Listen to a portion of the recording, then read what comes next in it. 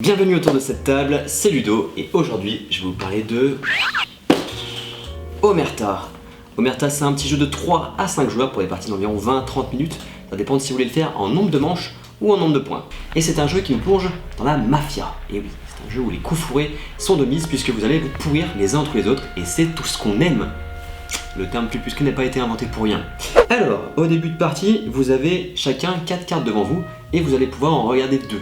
Il y a une grosse partie de mémoire qui est importante dans ce jeu. Vous allez devoir vous rappeler de ce que vous avez vu et forcément, au bout d'un moment, si vous parlez, si vous buvez, on connaît ce qui va bien avec les jeux, et bien forcément, vous allez vous perdre.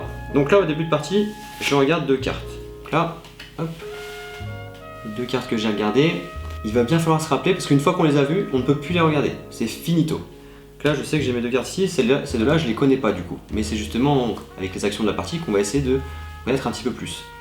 Alors, à notre tour de jeu, on va pouvoir soit prendre la première carte de la pioche, soit prendre la première carte de la défausse. Dans le premier tour de jeu, il n'y a pas encore de défausse, donc on est obligé de prendre celle-ci. Cette carte, soit je vais la défausser, soit je vais la remplacer par une de mes cartes. Si jamais je la remplace, je défausse ma carte, et du coup, la carte que j'ai prise, je l'ai mise ici. Donc là, je connais une carte de plus, logiquement. C'est comme ça qu'on va en apprendre un peu plus sur notre jeu et qu'on va pouvoir du coup contrôler notre jeu. Le but du jeu, c'est d'avoir le moins de points devant vous, sachant que la valeur des cartes vont se cumuler. Là, par exemple, j'aurai 8, 10, 13. Le but, c'est d'avoir 7 points ou moins devant soi, et à son tour de jeu, avant de jouer, on va pouvoir déclarer Omerta. Je pense avoir moins de 7 points ou moins. Je déclare Omerta avant de jouer. On révèle les cartes de tous les joueurs. Si j'ai bien moins de 7, c'est ok. Par contre, il faut quand même que je sois le joueur qui a le moins de points. Si par exemple, là, vous voyez, j'ai 5, si un joueur avait eu 4 ou moins, et bien du coup j'aurais pris une pénalité. Donc il faut quand même avoir moins de 7, mais il faut être aussi celui qui a le moins de points par rapport aux autres joueurs. Donc surveillez un petit peu le nombre de cartes que les joueurs ont également.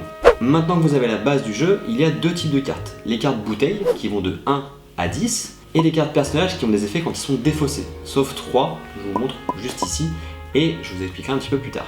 Tous les personnages vont avoir des effets un petit peu comme ça entre les joueurs. Échange de cartes, mélange de jeux, donner des cartes en plus, permettre d'en défausser pour soi, empêcher un joueur de jouer, bloquer une carte, tous des effets qui vont vraiment essayer de foutre le bordel un petit peu entre vous.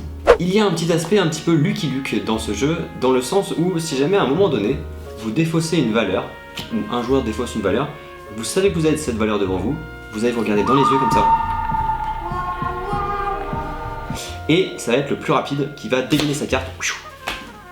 Bien sûr, il faut que ce soit la même carte bouteille. On peut le faire uniquement sur la carte bouteille. Les cartes personnages dérogent à cette règle. On ne peut pas le faire plusieurs fois et c'est forcément que le joueur plus rapide qui a la possibilité de faire ça. S'il y a 2 joueurs qui se battent, c'est le premier qui l'a posé qui va la poser. L'autre va la récupérer. Comme je disais au début par rapport au jeu, c'est un jeu que vous pouvez finir de 2 façons. Soit vous le faites en nombre de manches, c'est ce que le jeu préconise. Il préconise du coup un nombre de manches égal au nombre de joueurs. Soit vous le faites en nombre de points. Nous, je sais qu'on le fait souvent, le premier qui atteint 100 points a perdu.